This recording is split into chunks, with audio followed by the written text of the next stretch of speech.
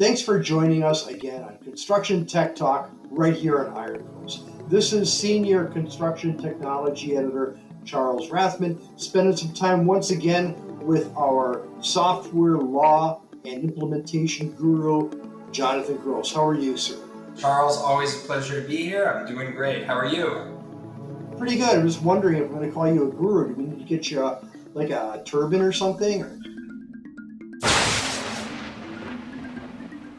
So we've been talking a little bit about multi-tenant software as a service and other cloud delivery options for construction software, on-premise subscriptions as well. And what we really need to do too is come to an understanding of, well, as you have more and more of these subscriptions that you're paying for in your construction business, which one of them are pulling their weight? Are some of them duplicative?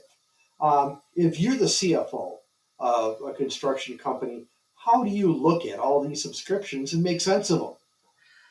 That's a good question. And, how does this happen? I think the first point that we want to talk about is how did we get to the point we're at? And then really take a step back and say, well, how are we going to get to the next point and be forward looking? So I'll give you an example. We are working with a construction firm, and they've rapidly grown to 400 people. And this is like hockey stick type of growth.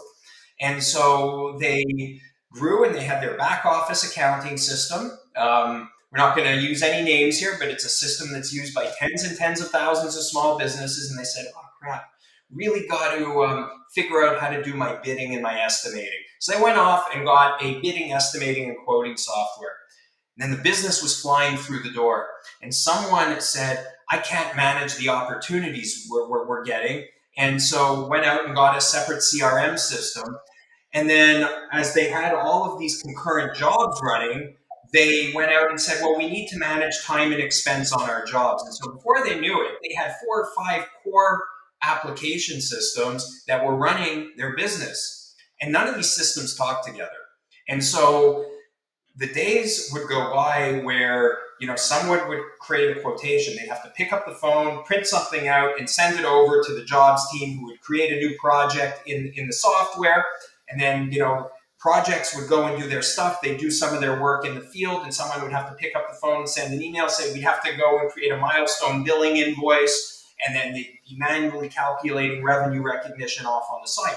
And so all of this work to push the transaction through the system was heavily manual. So the way this client grew up is it said, well, I've got a need in this department, I'm going to go buy a software for it. I've got a need in that department, I'm going to go buy a software for it. But the problem is we created all of this inefficiency trying to get this process to flow cross-functionally. So what did we do? We went in and we met with the heads of the company. We met with each of the departments and we followed the business process and said, okay, well, here's how we ought to stitch things together. Here are things that could theoretically live under one hood, so to speak, and here are things that should live in another system. And we presented this kind of future state architecture that said, here's where we are today. Here's where we're going to go tomorrow. And by the way, where we're going tomorrow is going to change. We're going into these new geographies. We're spinning up these new legal entities. We're getting into these different adjacent lines of business. And so we have to kind of capture those requirements as well. It's a fairly big lift. So when you think about making the move and you think about figuring out what the future looks like, you have to figure out how to deploy it in a manageable way. Yeah. So if you're looking at situations where, and this is something we probably face in our lives every day, where you have a software company that has functionality in like 10 different areas. Maybe they'll support some your finance operations. Then they've got a timekeeping solution for your employees. Maybe they've got some tracking capabilities for your equipment. What type of process should someone go through to figure out, well, how many of these different things they talk about are just ways to check off a box and they're just not going to be viable for us? It seems like if you're trying to figure out, well, if we have 50 different SaaS subscriptions and it's making my head hurt, even if it looks like there's some overlap, there might not really be. How do you think folks ought to deal with that? Yeah, I think the place to really start is to understand the business and the business process. And if you can take the guts of the business process and understand how you're flowing data and work through the business, divorce it from the way we're doing it today, divorce it from the technologies. You need to know that for other reasons.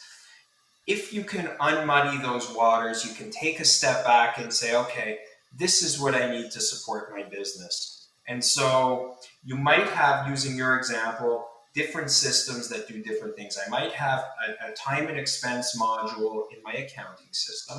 I might have it sitting in a different system. But which system ties it more closely to the business process and where I need it? And in some cases, you may say it makes more sense for it to live here. So for example, you might have a time and expense module in your project or your ERP system. You might also have one in your payroll and your human capital management system.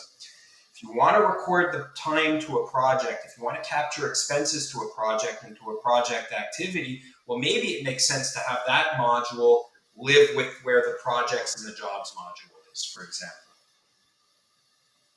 Yeah, yeah. And certainly there are situations that we hear about where someone will cut back on their subscription software spend and find that like the standard functionality that came with one pack just might not be adequate to their needs. Do you think that in some cases to support these decisions, there should be like a mini selection process or some due diligence so that you just don't paint yourself into a corner? Yeah, that's exactly right. So you start off by really understanding the business requirements. Take a look at what you got. Sometimes what you got can go a lot further than how you're using it. And maybe it's good enough. So you don't have to throw them. Your business process may not be great. You may want to change it. But oftentimes we have clients that already own systems that do a lot more than how they're using it today, that can really take them a lot further. And it allows them to focus their investment on business improvement as opposed to going out and buying new systems. And they can go out and do that. Sometimes they can decommission other systems as well and then get rid of some of the licensing costs. However, to the other side, you may go through your analysis and realize that the systems in your portfolio aren't cutting it. And you're going to outgrow them soon. You're going to bust at the seams, and you'll see signs of busting at the seams if you're supplementing your process with a whole lot of spreadsheets or paper, and there's no native vehicle in any of your existing systems to support that. And so you may have to go to market and, like you suggest, Charles, do a software selection project to figure out what the future looks like. Yeah, yeah. So if you're, on the other hand, evaluating, well, do I want to add one more subscription? Let's say you're that CFO, that executive sponsor for software and technology initiatives in your contracting business, and if someone comes to you, well, gee, here's like another subscription that we would like to add. Yeah, is there like a cost benefit analysis that folks ought to go through to figure out, well, is this something we can do, something we're already paying for? Is there enough? Is the juice going to be worth the squeeze to subscribe to something different? How do we quantify things like time or material savings or productivity increases or things like that to make it worth it? That's right. I mean, so if you think about acquiring technologies, it takes dollars, it takes cents, people have to support it. There's a whole lot of effort that goes into buying and maintaining applications, whether it's a cloud-based application or something that you're managing on your own premises.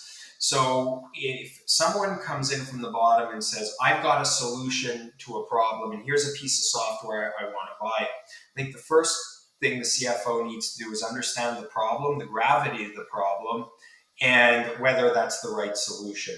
So a lot of companies, as they mature, develop formal business cases, and it's a business request, a business case request, whatever you're going to call it, that says, here are my issues, here are the gaps, here's a valuation of the issues or the risks or the impacts with our current process, and here are potential options to satisfy that. And it's really important that a business case include options because there's no right one way to skin a cat. And so the CFO is going to sit there with this business case, but is also going to sit there with this overall kind of business strategy and hopefully a technology architecture strategy that says, here's how I'm going to drive my business forward. Here's how technology is going to help enable me to deliver my strategy. Business case comes in the door, and he can now take a look and say, it's already covered in something that's on the roadmap over here. Don't worry, we're going to get to you. A business case might come in the door and the CFO might say, that's a really interesting one. It's one that's not on the roadmap. We have to somehow get it in the roadmap, and has to go through kind of a budgeting and an approvals process to get in there. Because again, think about it.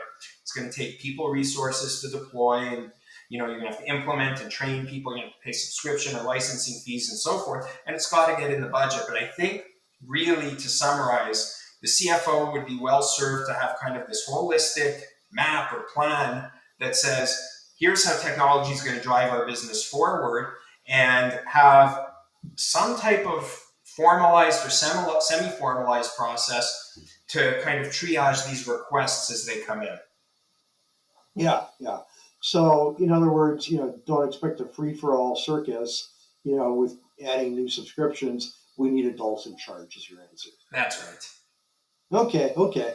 Well, we got one adult in your case. I'm probably older than you are. I will not count myself in that number. But if you like what you hear on Construction Tech Talk, keep on coming back to Iron Pros, and we'll have guests like Jonathan. We'll have some other people who are very smart and capable when it comes to what's happened and what's happening next in construction technology. Jonathan, thank you so much for your overarching wisdom. Pleasure as always. Look forward to the next one.